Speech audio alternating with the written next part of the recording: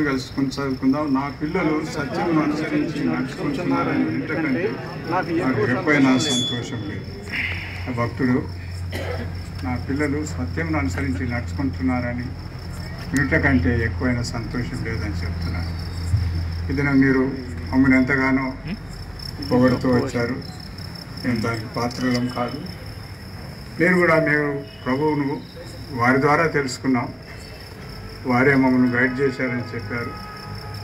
కానీ చివరిలో ప్రభువు ఏం చూస్తాడంటే మనం అంతం వరకు ఆ సత్యంలో ఉన్నామా లేదా అని చూస్తాడు.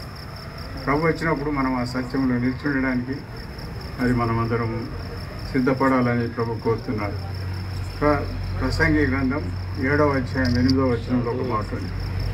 నిజమే, ప్రభు నడిపించాడు, ఈ స్థలానికి తీసుకొని వచ్చాడు, సేవను అభివృద్ధి పరిచాడు. కానీ ప్రభు ఇది కోరుతున్నాడు మన నుంచి, నా నుంచి, కార్యారంభం కంటే కార్యాంతం. చాలామంది దైవజనులు గొప్ప సేవ చేశారు, చివరికి వాళ్ళు నష్టపోయినారు. అందుకే మేము మీకు ప్రార్థించేది, మిమ్మల్ని మనవి చేసేది ఏంటంటే మా కొరకు ప్రార్థించండి. మిగిలిన జీవితం ప్రభు కొరకు గడిపేటట్లు, ప్రభు సహాయం చేసేటట్లు మీరు ప్రార్థించండి. ఎఫెసీ పత్రిక 6వ అధ్యాయం. ఈ యొక్క కార్యములు మేము చివరి వరకు చేస్తే ప్రభు ఎంతగానో సంతోషిస్తాడు. 6వ అధ్యాయం 19వ వచనం.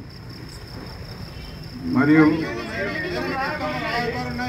సంఖ్యలలో ఉన్నానో ఆ సువార్త మర్మమును ధైర్యంగా తెలియచేయటకు నేను నోరు తెరిచినప్పుడు దాని గురించి నేను మాట్లాడుకోవలసినట్టుగా ధైర్యంతో మాట్లాడటకై వాక్శక్తి నాకు అనుగ్రహింపబడినట్లు నా నిమిత్తమును పూర్ణమైన పట్టుదలతో విజ్ఞాపన చేస్తూ మెలకువగా ఉండు.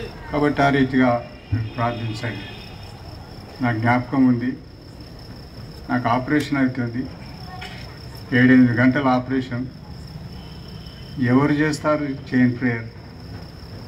మా ప్రియులు కొంతమంది జీప్ తీసుకొని వచ్చి అక్కడ ఒక ప్రార్థన గది ఉన్నది, ఆ గదిలో నా కొరకు ప్రార్థన చేశారు.